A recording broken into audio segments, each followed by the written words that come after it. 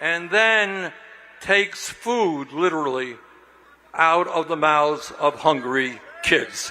This is immoral, and this is disgraceful.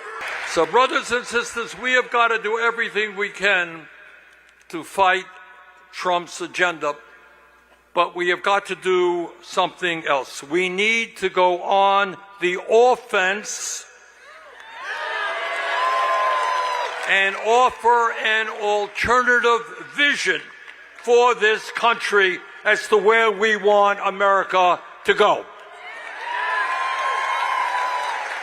And at the top of that agenda at this moment is to say no to the Netanyahu-Trump war in Iran.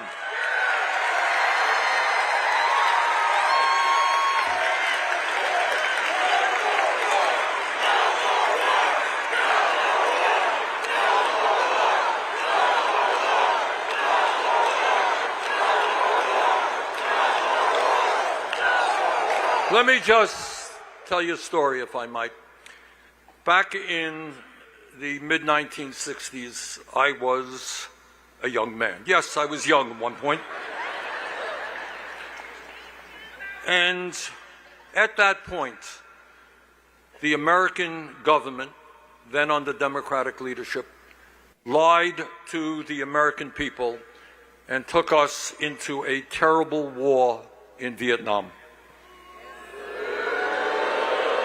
I know a lot of young people might not be familiar with that war, but the American people were lied to about what South Vietnam was doing and so forth and so on, and we went into that war. In that war, 58,000 young Americans died, and over 300,000 were wounded.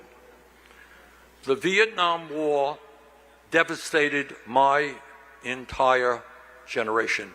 It will never leave my mind, because those were my friends, people my age who went off to Vietnam.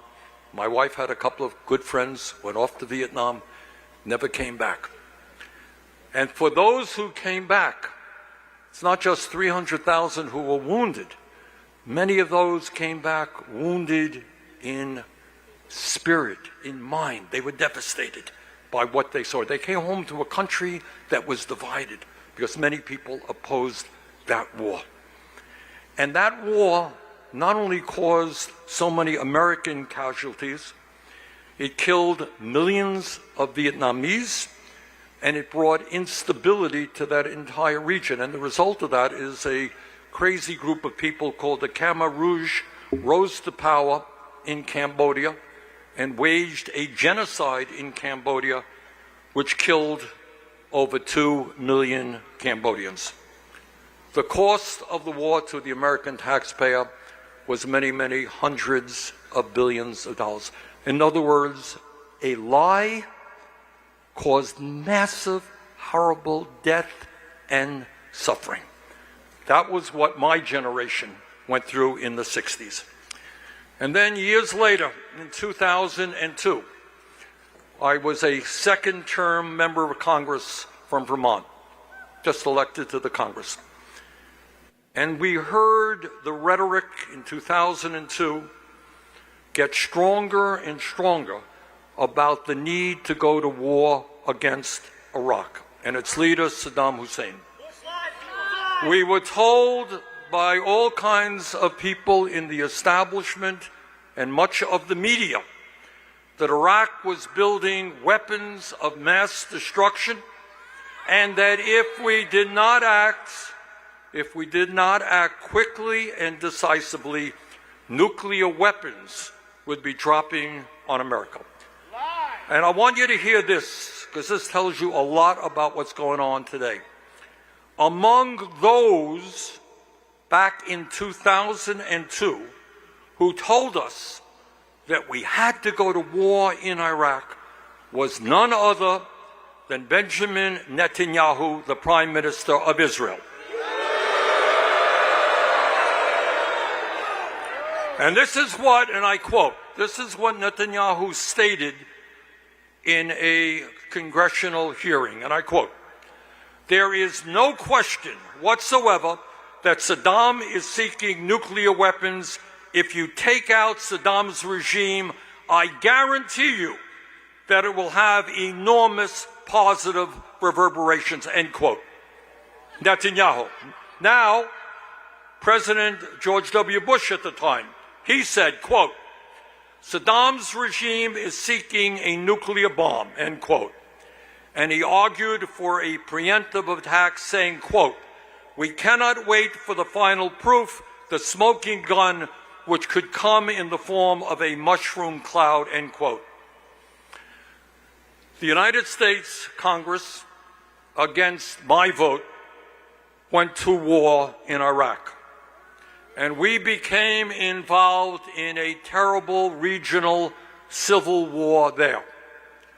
No weapons of mass destruction were ever found. That war was based on a lie which cost us 4,500 young Americans, 32,000 wounded, and trillions of dollars. I will never forget going to funeral after funeral in my small state of Vermont for young men who died in that war. As a result of the war, the entire region was destabilized. Hundreds of thousands of Iraqis also died in that war. A few months ago, in terms of what's going on right now, Trump's own director of national intelligence told Congress, this is his national director of intelligence, said, quote, the intelligence community continues to assess that Iran is not building a nuclear weapon, and Supreme Leader Khamenei has not authorized the nuclear weapons program he suspended in 2003, end quote. The Netanyahu government of Israel started this war with an unprovoked attack against Iran. This is the same government that is currently starving and shooting down innocent people in Gaza. Brothers and sisters, we cannot allow history to repeat itself.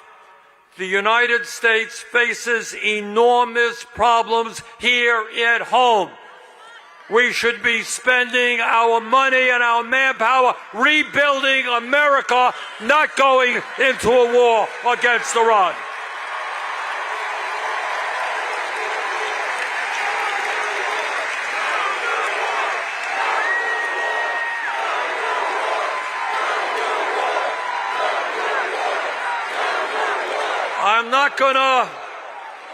I am not gonna tell you that the fight against the oligarchs and the war makers is going to be easy. It is not going to be easy. They have enormous wealth.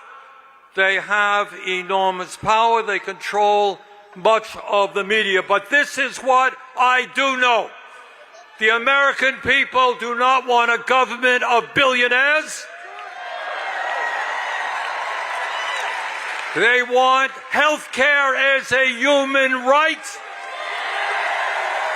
They don't want tax breaks for oligarchs. They want the rich to start paying their fair share of taxes.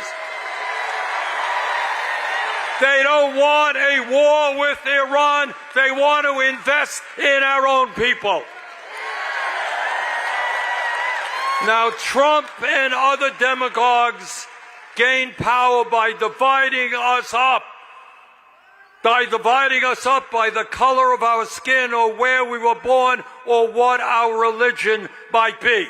Brothers and sisters, let us not allow them to divide us up. Let us stand together. Let's take them on. Let's transform this country.